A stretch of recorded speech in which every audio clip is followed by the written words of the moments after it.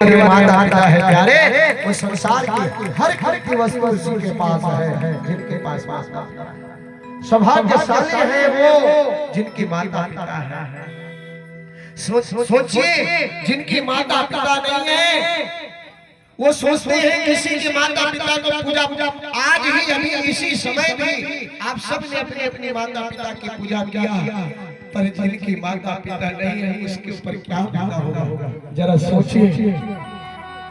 इसलिए मेरे बंधुओं, माताओं, बहनों, आप सब अपने माता पिता की खूब ख्याल करिए, क्योंकि माता पिता से बढ़कर कोई नहीं हो सकता। हमारे माता पिता रह करके भी आज आप लोगों के दृश्य देख करके हम अपने हृदय से रो पड़े हैं, क्योंकि काश इस समय अगर हमारी माता पिता भी इस जगह पर होता तो हम भी अपने माता पिता की पूजा कर लेते। ये हमारे हृदय में, इसलिए माता पिता की इज्जत करो, माँ बाप की सेवा करो। माँ बाप से बढ़कर इस संसार में कोई नहीं है।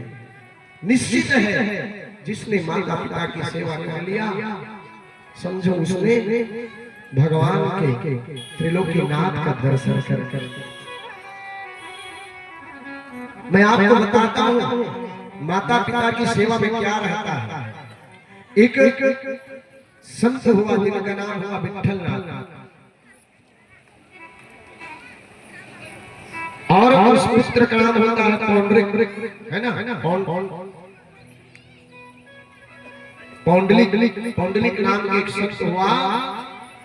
उन्होंने नित्य अपने माता पिता की सेवा करता था, नित्य सेवा।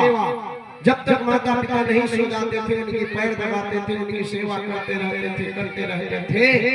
एक दिन अपने माता पिता की सेवा करता रहा, इतना सेवा किया, स्वयं भगवान विष्णु के दरवाजे पर आना पड़ा और बोले, पुंडलिक तेरी माता भक्ति से, पितृ भक्ति से मैं अति प्रसन्न हूँ, एक बार मेरे दर्शन करने बाहर आ जा। पुंडलिक ने क्या किया जानते हो? रुक जाइए महाराज, मैं अभी अपने माता पिता की सेवा कर रहा हूँ, अगर आपको मुझे दर्शन देना है तो मैं दरवाजे पे खड़े रहना करके ईंटा को फेंक दिए उसी के पास। उसी ईंटा में भगवान नारायण खड़े रह गए, पर उन्होंने अपने माता पिता की सेवा को नहीं छोड़ा और भगवान उसी दिन से उस ईंट पर जो जा करके विठल नाथ के रूप में परिवर्तित हो गया। क्यों? क्योंकि उन्होंने माता पिता की सेवा किया। इसलिए माता पिता की सेवा करना संतान का प्रथम कर्तव्य है। इसलिए ऐसा प्रयास करिए कि आपके कारण आपके माता पिता के आंखों में आंसू नहीं आना चाहिए। जिस दिन तुमने ये काम कर लिया, तुम्हारे कारण तुम्हारे माता पिता की आंख में आंसू नहीं आया, तो समझो अब ठाकुर जी की कृपा तुम्हारे ऊपर हो गया।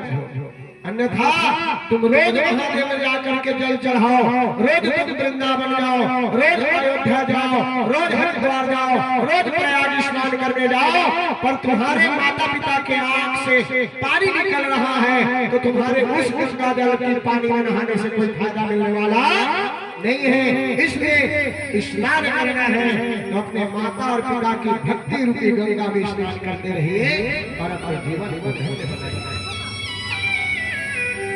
यही हमारे जीवन के साथ है और इसीलिए हम इस संसार में आए हैं।